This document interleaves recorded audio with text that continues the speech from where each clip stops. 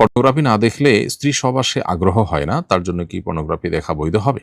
রমজান মাসে কবরের আযাব বন্ধ থাকে, এই কথাটা কি সঠিক? রোজা অবস্থায় ওযুর সময় কুলি করতে গিয়ে যদি গলায় পানি চলে যায় তাহলে কি রোজার সমস্যা হবে? আমার মা রমজানে ৫টি জালালি খতম করবেন বলে নিয়ত করেছেন। খতমে জালালির বিধান কি? কালো জাদুর বিপরীতে জাদু করা কি বৈধ হবে? আমার মা রমজানে ৫টি জালালি খতম করবেন বলে নিয়ত করেছেন। খতমে জালালির বিধান কি? কোরআন এবং হাদিসে খতমে জালালি বলতে কোনো খতমের আলাদা কোনো বিধান নাই। অতএব আপনার মা এরকম নিয়ত করলে সে নিয়ত পুরা করারও কোনো আবশ্যকীয়তা নেই।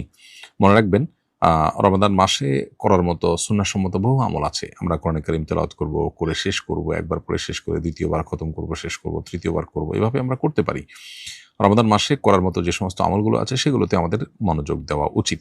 এর বাইরে আপনার কোরআন এবং সুন্নাহর বাইরে অন্য বিভিন্ন আমল, বনগড়া আমল, এগুলো আমাদের রমাদান কেন্দ্রিক আমলের তালিকায় থাকা উচিত না। বিধায় আপনার মায়ের এই নিয়তটা কোনো সঠিক নিয়ত না। কারণ খতমে জালালি নামক কোনো খতমের নির্দেশনা কোরআন বা হাদিসে নেই। এটি বিভিন্ন মানুষের তৈরি বিভিন্ন আমলের যে সমস্ত বই আছে সে সমস্ত বই পুস্তকে পাওয়া যায়।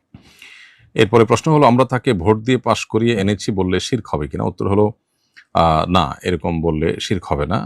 এটা শিরক হওয়ার কোনো কারণ নয়। কালো জাদুর বিপরীতে জাদু করা কি বৈধ হবে? উত্তর হলো না, কালো জাদুর বিপরীতে জাদু করা বৈধ হবে না।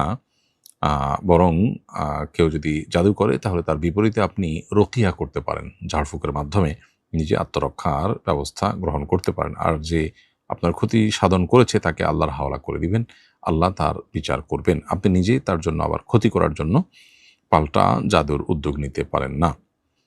রমজান মাসে কবরের আযাব বন্ধ থাকে, এই কথাটা কি সঠিক? এটার উত্তরের আগে আমরা দিয়েছি একাধিকবার সম্ভবত। রমজান মাসে কবরের আযাব বন্ধ থাকার বিষয়টি কোনো বিশুদ্ধ হাদিস দ্বারা প্রমাণিত নয়। অনেকেই মনে করে থাকেন যে রমজানের শুরুতে কবর আযাব বন্ধ হয়ে যায়, রমজান শেষ হলে আবার চালু হয়। এ মর্মে যে সমস্ত বর্ণনা পাওয়া যায় এগুলো কোনোটাই বিশুদ্ধতার মানদণ্ডে উত্তীর্ণ নয় বা সহিহ কোনো হাদিস দ্বারা এটি সাব্যস্ত নয়। পর্নোগ্রাফি না দেখলে স্ত্রী সহবাসে আগ্রহ হয় না, তার জন্য কি পর্নোগ্রাফি দেখা বৈধ হবে? উত্তর হলো না, কোনো অবস্থাতে এটি জায়েজ হতে পারে না।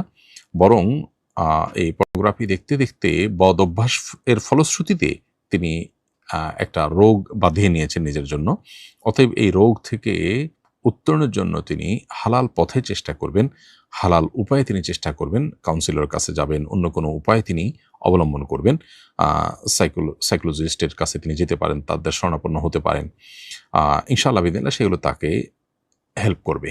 আর যদি পর্নোগ্রাফি ছাড়া অন্য কোনো উপায় তার স্ত্রী সহবাস করবার কোনো আগ্রহ তৈরি না হয়, তারপরেও তার জন্য পর্নোগ্রাফি দেখা জায়েজ হবে না। রোজা অবস্থায় ওযুর সময় কুলি করতে গিয়ে যদি গলায় পানি চলে যায় তাহলে কি রোজার সমস্যা হবে? অসতর্কতা বশত যদি আপনার গলায় পানি প্রবেশ করে অথবা কোনো খাবার চলে যায় অসতর্কতা বশত, তাহলে ফোকাহে আহনাফের মতে আপনার রোজা ভঙ্গ হবে। তবে এর কারণে আপনার শুধু কাজা করতে হবে, কাফারা করতে হবে না। তবে এ বিষয়ে আরব উলামায়ে কেরাম বা হাম্বলি ফকিহদের মত হলো ভিন্ন। তারা মনে করেন যে আ ভুলে খেলে যে রোজা ভঙ্গ হয় না এটা তার অন্তর্ভুক্ত। আর ফোকাহে আহনাফ বলেন যে এটা মূলত ভুলে খাওয়া নয়। তার তো রোজার কথা স্মরণ আছে। এটা হলো অসতর্কতাবশত গলদকরণ করা।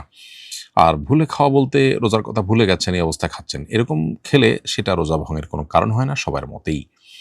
অতএব ফোকাহে আহনাফের মত অনুযায়ী আপনি রোজা অবস্থায় কুলি করতে গিয়ে যদি গলার ভেতরে পানি প্রবেশ করে যায় তাহলে এই রোজাটা আপনাকে পরবর্তীতে কাজা রেখে দিতে হবে এবং যেহেতু এটি অনিচ্ছাকৃত হয়েছে ফলে এর কারণে আপনার গুনাহ হবে না।